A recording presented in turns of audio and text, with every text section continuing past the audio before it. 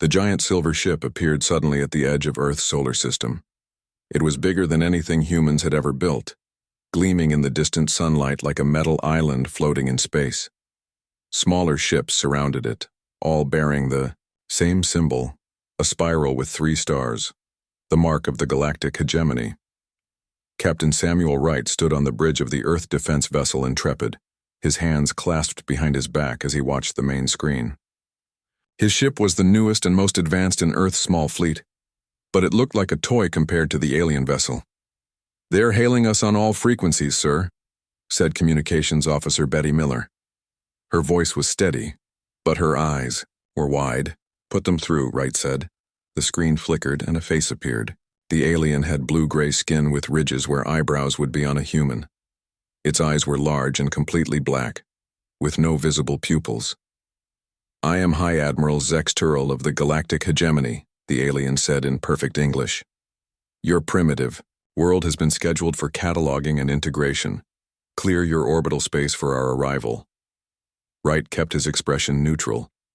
Humanity had been watching the stars for decades, picking up distant signals, learning about the hegemony and its expansion across hundreds of worlds. They had prepared for this day, though they had hoped it would not come so soon. "This is Captain Samuel Wright of the Earth Defense Force. We welcome peaceful contact with the Galactic hegemony, but request that proper diplomatic channels be established before any vessels enter Earth orbit." The alien's face showed an expression that might have been amusement or disgust. "Lesser species do not dictate terms to the hegemony. We will arrive in your orbit in 6 of your hours. Any resistance will be met with immediate disciplinary action." The screen went dark. "Well, that went exactly as expected," said First Officer Jack Wilson, standing at Wright's side. "Arrogant, just like all the transmissions we've intercepted," suggested. Wright nodded. "Alert Earth Command. Begin Defense Protocol Theta." The bridge crew moved with practiced efficiency. They had drilled for this scenario hundreds of times. "Sir," said Sensor Officer Paul Green, 3 smaller vessels have broken from the hegemony formation. They're accelerating toward Earth." Wright's jaw tightened. "They're not waiting 6 hours. They want to catch us unprepared." He pressed a button on his chair. "All hands, battle stations." The Intrepid hummed as its systems came fully online. Lights dimmed slightly as power was redirected to the experimental shield technology that had been Earth's most closely guarded secret. "Put me through to all Earth defense stations," Wright ordered. Miller nodded. "Channel open, sir. This is Captain Wright. Hegemony vessels approaching with hostile intent. Defense Protocol Theta is now active. I repeat, Defense Protocol Theta is now active. All around Earth, hidden defense platforms that had been disguised as satellites or space debris suddenly activated. They had been built in secret over the past 15 years, ever since humanity had first detected signals from the hegemony. "Incoming transmission from High Admiral Zex Turl," Miller announced. "On screen," Wright said. The alien's face appeared again, now showing what was clearly anger. "Your orbital space contains hidden weapons platforms. This is a violation of Hegemony First Contact protocols. Surrender your defenses immediately or face elimination." Wright allowed himself a small smile. "You've made a mistake, Admiral. You assumed we were ignorant of the galaxy. We've been listening to your transmissions for years. We know how the hegemony treats lesser species.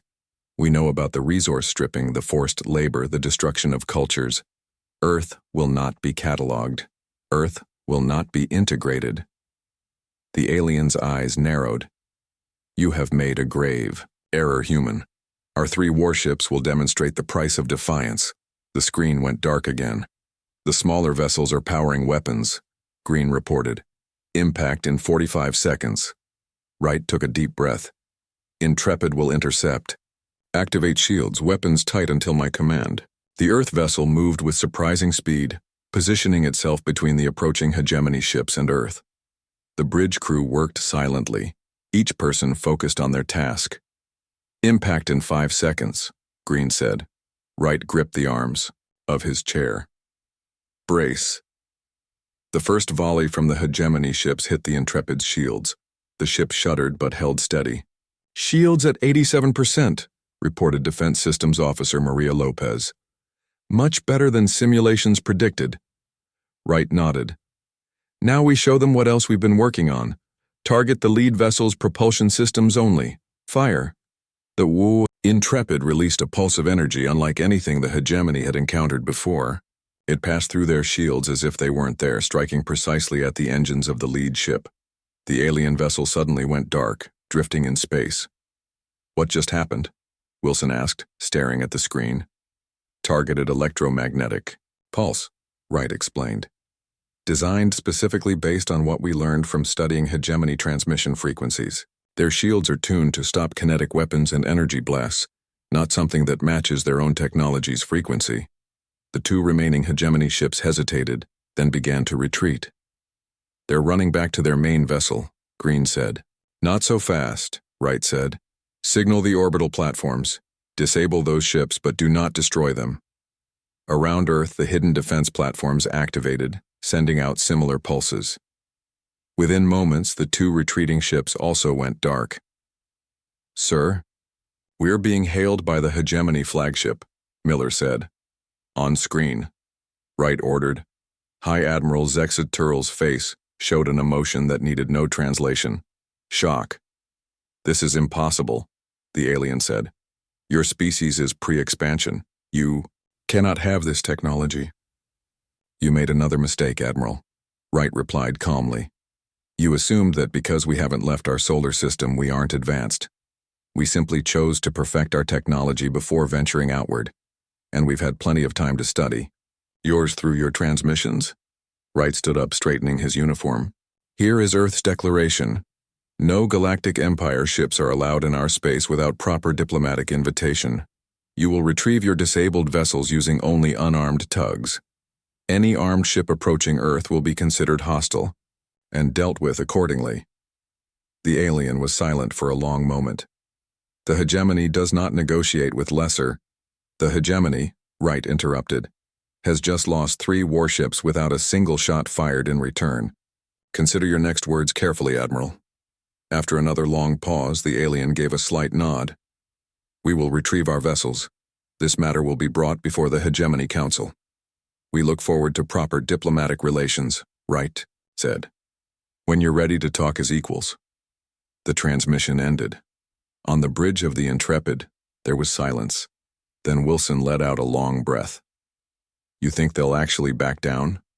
he asked. Wright shook his head. "No. But they'll regroup and rethink, and that gives us time." He looked around at his crew, then back at the main screen where Earth glowed blue and green and white. "We've just announced ourselves to the galaxy. There's no going back now." In the darkness of space, the Hegemony flagship slowly turned away from Earth. But no one on the Intrepid believed this was the end. It was only the beginning. Back on Earth, in the United Earth Government emergency session, diplomats and military leaders gathered to formalize what Captain Wright had already put into action: Earth's declaration that no Galactic Empire ships would be allowed in Earth space without explicit permission. The age of humanity hiding in the shadows was over. The age of humanity standing tall among the stars had begun. 6 months had passed since the hegemony ships were turned away from Earth. The world had changed in those months. Countries that once fought each other now worked together. The United Earth Government had grown stronger, with most nations joining, to face the threat from space. Lisa Bennett walked through the grand hall of Station Epsilon, the neutral meeting place for spacefaring species. She was the first human to ever step foot here.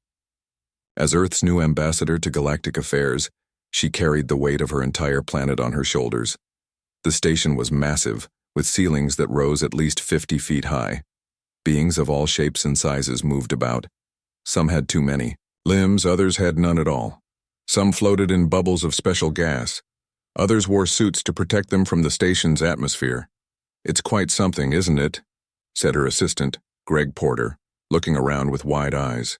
200 different species, they told us, and we never knew any of them existed until recently. Lisa nodded. "And none of them knew that we would fight back when pushed." They approached the entrance to the assembly chamber. Two tall, insect-like beings stood guard. Their outer shells shimmered with iridescent colors.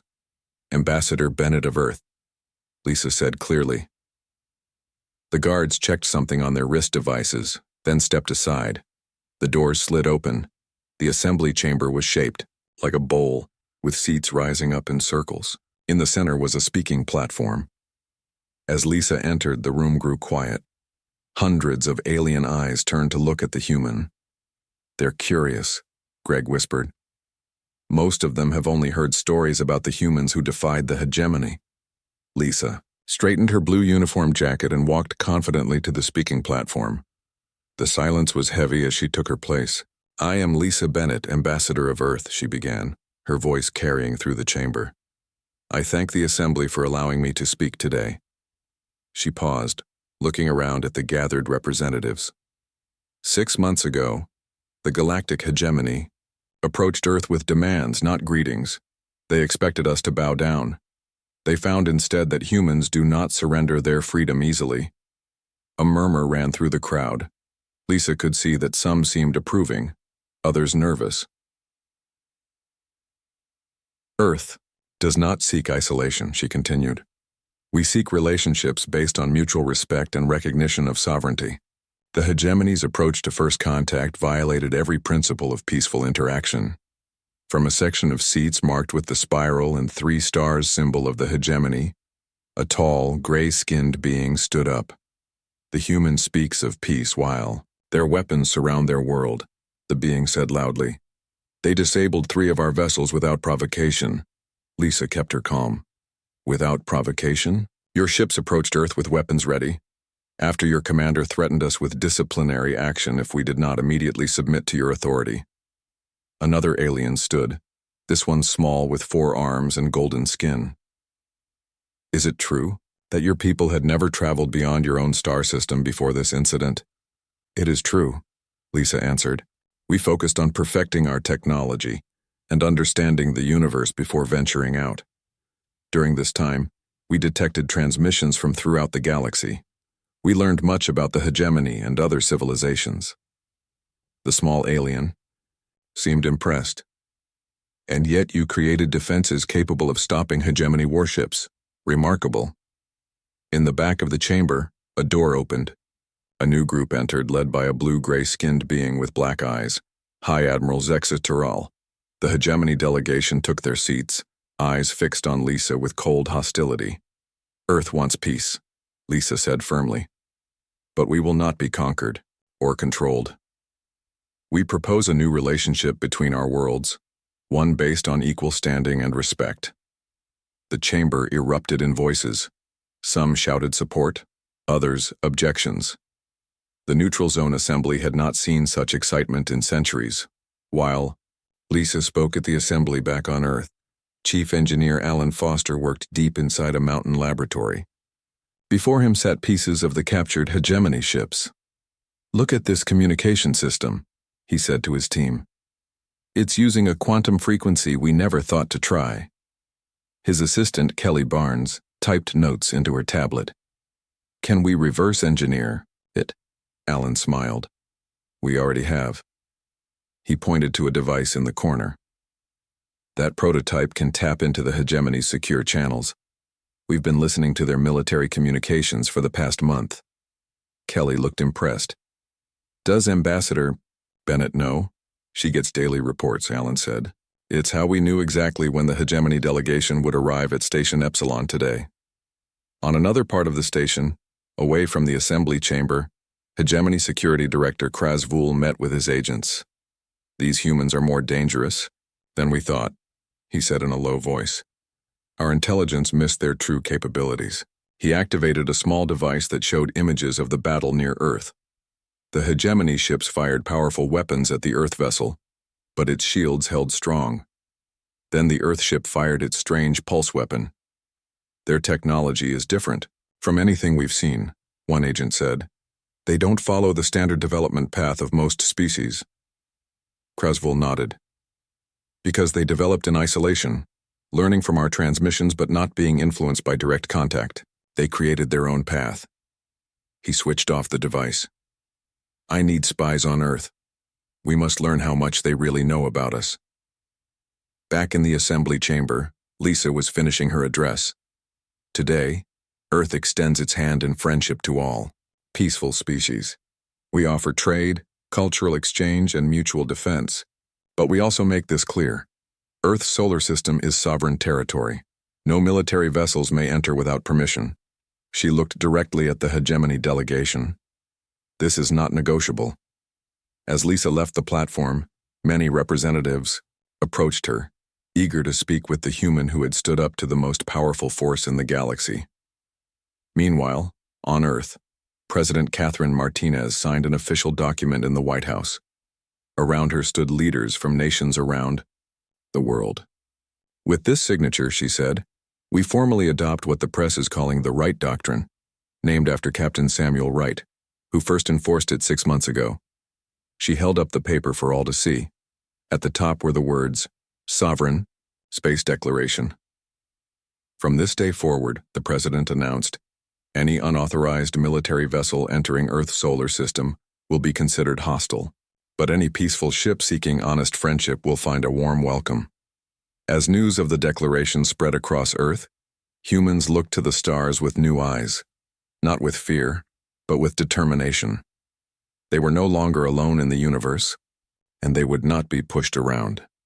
In his office at Space Command, Captain Wright watched the President's announcement on a screen. His ship, the Intrepid, was being upgraded with new technology based on what they had learned from the hegemony vessels. So it's official now, said First Officer Wilson, standing beside him. Wright nodded. And now the real work begins. The hegemony won't stay quiet for long. He looked at a star chart on his wall at the vast galaxy beyond their small solar system. We need to be ready for what comes next. 1 year had passed since Earth made its declaration to the galaxy. The planet had changed. New buildings with strange shapes rose in major cities. Ships that could travel between stars were being built in orbit. Earth was growing stronger each day. But far away in the center of hegemony space, angry voices filled the great hall of the council chamber. One tiny planet defies us, and now others begin to question our authority, shouted Council Member Drezkorv, slamming his fist on the table. We must crush this human rebellion immediately. Grand Marshal Vrex Noor stood silently, as the council argued. He was the most decorated military leader in hegemony history, with skin so dark blue it was almost black, and eyes that had seen 100 worlds fall before hegemony might. Grand Marshal, said Supreme Leader Vaxaturi, you have been quiet. What is your assessment? Vrex Noor's voice was deep and calm. The humans are more dangerous than we first believed. They disabled our ships with technology we still do not fully understand. They have established diplomatic relations with 17 outer worlds in just 1 year. They learn and adapt quickly. So you suggest we give in to their demands? Drezkorv sneered. No, Vrex Noor said firmly. I suggest we respond with overwhelming force. Not 3 ships, but 50. A fleet so large they cannot hope to stand against it. The Supreme Leader nodded slowly. The human resistance must be crushed decisively. We must make an example of Earth that will silence any other thoughts of rebellion throughout the galaxy. I will lead the fleet myself, Vrex Noor said, bowing his head. Earth will fall within 30 days. While the hegemony planned their attack, Commander Daniel Rogers sat in a darkened room deep beneath the Rocky Mountains on Earth. Around him, screens showed data streams and decoded messages. They're mobilizing a major fleet, he said to the hologram of President Martinez. 50 warships, including their largest dreadnought. The president's face remained calm, but her eyes showed concern. When? They'll reach our outer detection grid in approximately 2 weeks, Daniel replied. They're being led by Grand Marshal Vrex Noor himself, the butcher of the Orion worlds, the president said grimly. He's never failed a mission. Daniel nodded. But he's never faced humans before. Activate the Alliance Protocol, President Martinez ordered. It's time to see if our new friends will stand with us. Across the galaxy on 12 different worlds, human ambassadors delivered urgent messages to governments that had formed friendly relations with Earth. These were species who had lived under hegemony control or threat for centuries. Some had been fighting small resistance actions. Others had been quietly building their strength in secret. On the waterworld of Aqualis, Ambassador Frank Carter stood before the Council of Elders, who floated in their natural environment behind transparent walls. Earth will fight, he told them. But we ask for your help. The hegemony threatens all who seek freedom. The lead elder, with skin that shimmered like pearls, moved forward. For 300 years we have hidden our true technology from the hegemony. We will hide no longer. Aqualis stands with Earth. Similar messages came from the desert planet, Durotia, the gas giant colonies of Helios Prime, and 9 other worlds. Back on Earth, Admiral Nicole Patel walked the deck of humanity's newest warship, the Defiance. It was 3 times larger than the Intrepid, built with a combination of human innovation and technology, gleaned from studying hegemony ships and trading with new allies. Final system check complete, Admiral, reported her first officer, John Reed. All weapons and defenses are at full capacity. Nicole nodded, looking at the crew working at their stations. Just a year ago, humans had never left their solar system. Now they were preparing to face the most powerful fleet in the galaxy. The Allied ships are on schedule to rendezvous with us near Neptune, John said. 15 vessels confirmed so far. Not as many as the hegemony, Nicole said quietly, but enough to surprise them. 2 weeks later, the massive hegemony fleet arrived at the edge of Earth's solar system. 50 ships arranged in perfect formation, their weapons charging as they prepared to enter human space. On the bridge of his flagship, the Dominion, Grand Marshal Vrex Nor stood with his hands clasped behind his back. No sign of human defenses yet, his sensor officer reported. They are hiding, Vrex Nor said, waiting to spring their trap as they did before. But this time we are prepared. He turned to his communications officer. Send the message we discussed. Let us see if they will surrender when faced with our true might. The message went out across all frequencies. This is Grand Marshal Vrex Nor of the Galactic Hegemony. Your defiance ends today. Surrender your world or face complete destruction. You have 1 hour to respond. Inside the orbit of Neptune, the Earth fleet waited. The Defiance led 27 ships, not just from Earth, but from all the worlds, that had answered the call for alliance. Message from the hegemony, a communications officer reported to Admiral Patel. I heard it, she replied calmly. No response needed. They'll get our answer soon enough. She turned to her tactical officer. Is the Neptune maneuver ready? Yes, Admiral, all ships are in position. The gas giant's atmosphere has been seeded with the ionic compounds. We just need the hegemony fleet to enter the kill zone. Nicole nodded and opened a channel to all Allied ships. This is Admiral Patel. Today we fight not just for Earth, but for the freedom of all species. The hegemony believes they cannot be defeated. Today, we prove them wrong. When the hour passed with no response from Earth, the hegemony fleet began to move forward. They accelerated toward the inner solar system, passing Neptune's orbit. Enemy fleet entering the designated zone in 10 seconds, the tactical officer announced. All ships, execute Neptune maneuver on my mark, Nicole ordered. 3, 2, 1. Mark. Suddenly, 28 ships appeared from where they had been hiding in Neptune's turbulent atmosphere. At the same moment, devices that had been planted throughout the region activated, ionizing Neptune's gases and creating a massive electromagnetic storm. The hegemony ships, caught in the disruption field, began to lose power. Their formation broke apart as some vessels drifted, their engines failing. All ships target their command vessels, Nicole ordered. Fire. The battle that followed would later be known as the Stand at Neptune. The hegemony fleet, despite its size, was caught, off guard by the trap and the unexpected alliance of ships. The Earth-led forces used Neptune's gravity and atmospheric conditions to outmaneuver their enemies. 3 hours into the battle, Grand Marshal Vrex Nor watched in growing disbelief as his fleet was being defeated. 12 of his ships were completely disabled. 8 more were heavily damaged, and the humans and their allies kept coming with tactics he had never seen before.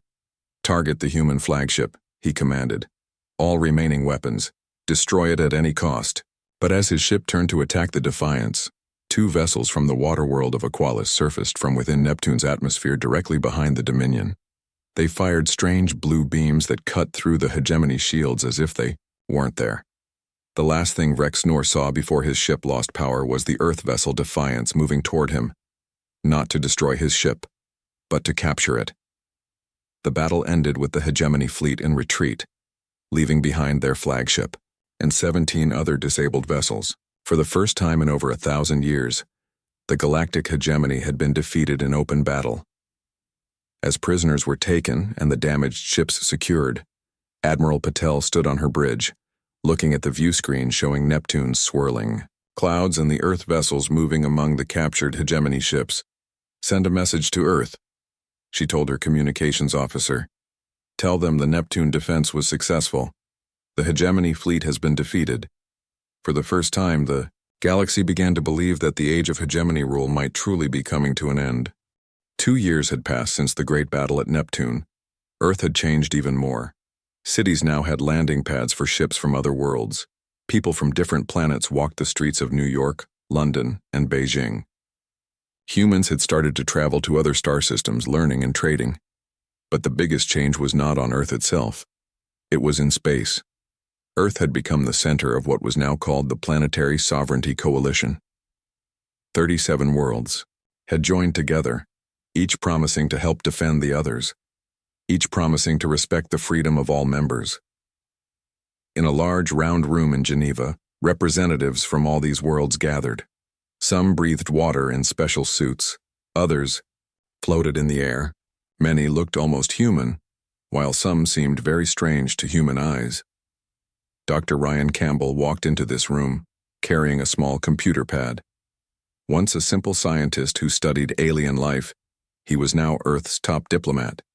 He had spent 2 years learning about each coalition member, their needs, their fears, their strengths. "Welcome, friends," he said, standing in the center of the room. "Today marks 2 years since we first stood together against hegemony control." The room filled with sounds of agreement in many different languages, all translated through small devices each person wore. "But we face a new challenge," Ryan continued. "The hegemony has changed its approach. They no longer attack us directly with ships. Now they attack our ability to trade and survive." He touched his pad, and a large map of the galaxy appeared in the air above them. Red lines showed the trade routes controlled by the hegemony. "They have closed all major trade routes to coalition worlds," he explained. "Resources we need cannot reach us. And neutral worlds are being told they must choose, trade with the hegemony or trade with us, but not both." A tall being with 4 arms and crystal-like skin spoke up. "My world, Vrix, has nearly run out of fuel for our cities. Our people will freeze when winter comes if we cannot get more." Similar concerns came from other representatives. Some needed medicines, others needed metals or technology. Ryan nodded. "Our strength isn't just military, it's our diversity of approach. The hegemony expects uniformity and obedience. We cultivate innovation and independence, and now we must use that strength." He introduced Olivia Jackson, Earth's Commerce Secretary. She was a small woman with gray hair, but her voice was strong and confident. "The hegemony controls the known trade routes," she said, "so we will create new ones." She touched Ryan's pad, and the map changed. Blue lines appeared in areas between, the red ones going through parts of space that had no lines before. "These regions have never been mapped for travel," gasped one representative. "They are considered too dangerous." Olivia smiled. "Dangerous, yes. Impossible, no. Earth has developed advanced sensor technology that can detect the problems in these areas. The Keldurians," she nodded to a group of amphibious beings, "have the best space navigators in the galaxy, and the Vrix," she gestured to the crystal beings, "can map quantum space better than anyone. Together," Ryan added, "we can create new pathways through space. Routes the hegemony doesn't control, routes they don't even know exist." The room was silent for a moment as they all considered this bold plan. "It will be difficult," said the Keldurian leader, his wet skin glistening under the lights. "But my people are ready to try." As are mine, said the Vrix representative. One by one, the coalition members agreed to the plan. It would be called the Coalition Deep Space Trading Initiative. Over the next several months, ships from Earth, Kelduria, and Vrix mapped the unknown regions of space. They found ways through dangerous areas, paths between stars that no one had used before. It was hard work. 3 ships were lost, but they kept going. 6 months later, the first coalition trade convoy traveled from Earth to Vrix using the new route. It carried fuel cells that the Crystal people desperately needed. It arrived safely, much to the surprise of hegemony spies, who had been watching Vrix, expecting the planet to surrender soon due to lack of resources. More convoys followed. Soon, coalition worlds were not just surviving the hegemony's blockade, they were thriving. The new trade routes were faster than the old ones. Without hegemony taxes and controls, goods moved more freely. Even more surprising, some neutral worlds began to quietly join the trade network. They did not formally join the coalition, but they allowed coalition ships to use their ports and sold goods to coalition traders. On the hegemony homeworld, Supreme Leader Vax Turi received disturbing news from his economic advisors. Impossible, he said, looking at the reports. How can the coalition worlds be increasing their production? They should be on the edge of collapse by now. The advisor, a thin being with gray skin, looked nervous. They have found new ways to trade, Supreme Leader. Our blockade is being bypassed. How? We control all major space lanes. They are using routes through uncharted space, the advisor explained. Routes we thought were too dangerous for regular travel. Vax Turi's face darkened with anger. Find these routes. Shut them down immediately. But the hegemony found this easier said than done. The new routes were not fixed paths. They changed regularly as conditions in space changed. Coalition navigators updated their charts weekly, sometimes daily. By the time hegemony ships found one route, the coalition was already using 3 more. In his office on Earth, Dr. Ryan Campbell met with Olivia Jackson to review the latest reports. The Deep Space Trading Initiative is more successful than we hoped, Olivia said, smiling. 32 neutral worlds are now trading with us secretly, and 7 more have formally asked to join the coalition. Ryan nodded, looking at a hologram showing the growing network of blue lines, coalition trade routes, spreading through the galaxy like a web. The hegemony built its power on control, he said. Control of resources, control of movement through space. We've taken that away from them. What will they do next? Olivia asked. Ryan's face grew serious. They won't give up. The hegemony has ruled for thousands of years. They'll find new ways to fight us. And we'll find new ways to resist, Olivia said firmly. On a small trading post at the edge of known space, a ship from Earth met with a vessel from a world that officially supported the hegemony. No flags flew, no official records were kept. But goods were exchanged and information shared. As the Earth ship prepared to leave, the captain of the other vessel asked quietly, "Is it true what they say? That on Earth and in the coalition each world governs itself? No one gives orders to the others?" "It's true," the Earth captain replied. "We stand together because we choose to, not because we're forced to." The other captain was silent for a moment. Then he said, "Next time you come, I'll have twice as much cargo for you. And perhaps a message for your leaders from mine." Across the galaxy, word was spreading. The hegemony was not invincible. There was another way to live. A way without masters and servants. A way with freedom. And it had all started with Earth's simple declaration. No Galactic Empire ships allowed. 5 years had passed since Captain Samuel Wright had first turned away the hegemony ships from Earth. The galaxy had changed in ways no one could have imagined. The Planetary Sovereignty Coalition now included over 100 worlds. The hegemony still existed, but it controlled less than half the territory it once did.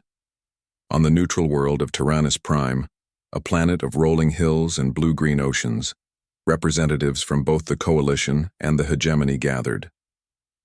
The ancient stone building known as the Hall of Accord stood on a cliff overlooking the sea. For thousands of years it had been used for meetings between warring groups. Earth's President Jason Howard stepped out of his ship, breathing in the fresh air of Tyrannus Prime. He was in his 50s, with gray hair at his temples and eyes that had seen both war and peace. Behind him came his advisors, Dr. Ryan Campbell, Admiral Nicole Patel, and others who had helped guide Earth through its rise to galactic importance. "Are you ready for this, Mr. President?" Ryan asked quietly. Jason nodded. 5 years ago, we just wanted to be left alone. Now we're reshaping the galaxy. He smiled slightly.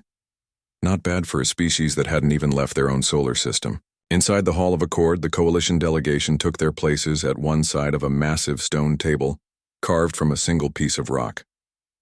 The table was circular, with no head or foot, signifying that all who sat there were equal. The hegemony delegation entered from the opposite door. At their front walked Supreme Chancellor Urza Katal, who had replaced Vexturi when the former leader had been removed from power after too many failures. The new leader was younger, his blue-gray skin smoother, but his black eyes held the same pride. The two leaders met at the center of the table. By tradition, they placed their hands on the stone surface at the same time. "President Jason Howard of the Planetary Sovereignty Coalition," Jason said. "Supreme Chancellor Urza Katal of the Galactic Hegemony," the alien replied. They sat down, and the first official peace negotiations between the Coalition and the Hegemony began. "The era of imperial control is ending," Jason stated calmly. "Not through conquest, but through choice. Species across the galaxy have seen that cooperation without subjugation is possible." Shrizkatl's face showed no emotion, but his voice was cold. "The hegemony has maintained order in this galaxy for over 3,000 years.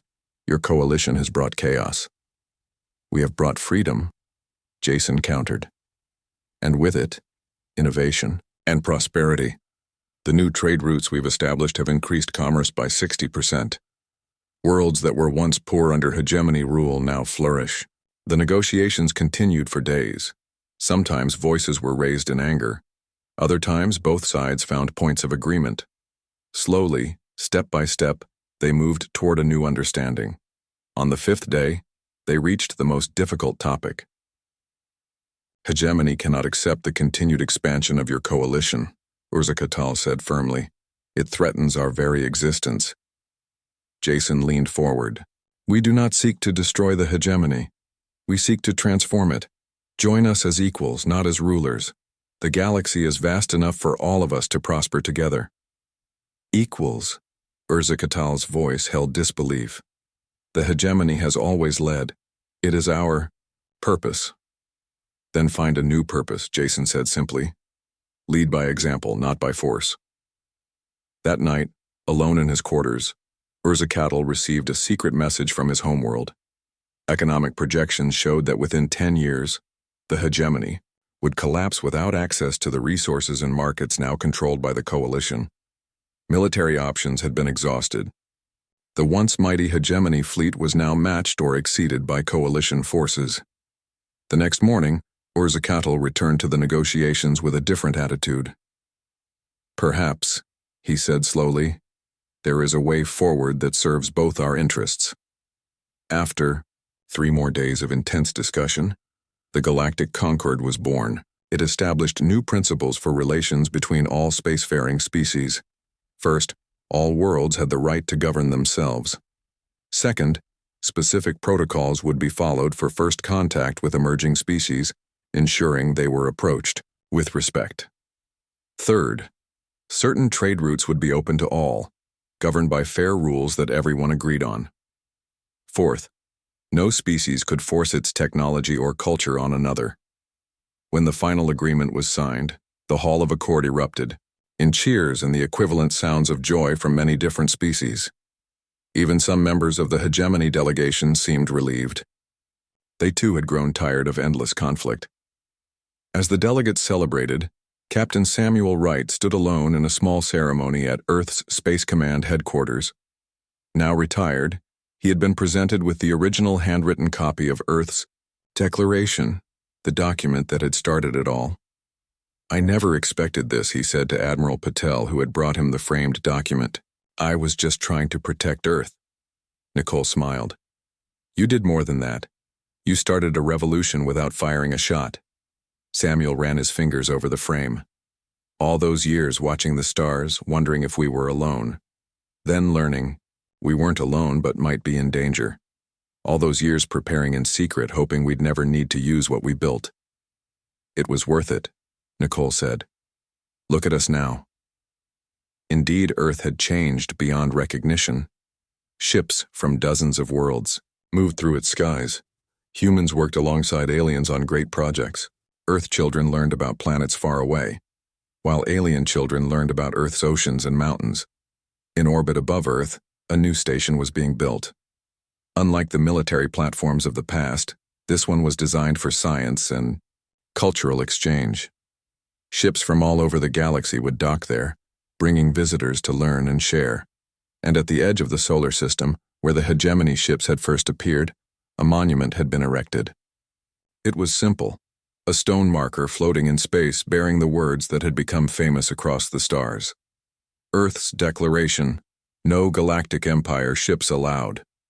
Beneath it, in smaller text, was the principle that had reshaped the galaxy. Independence through unity.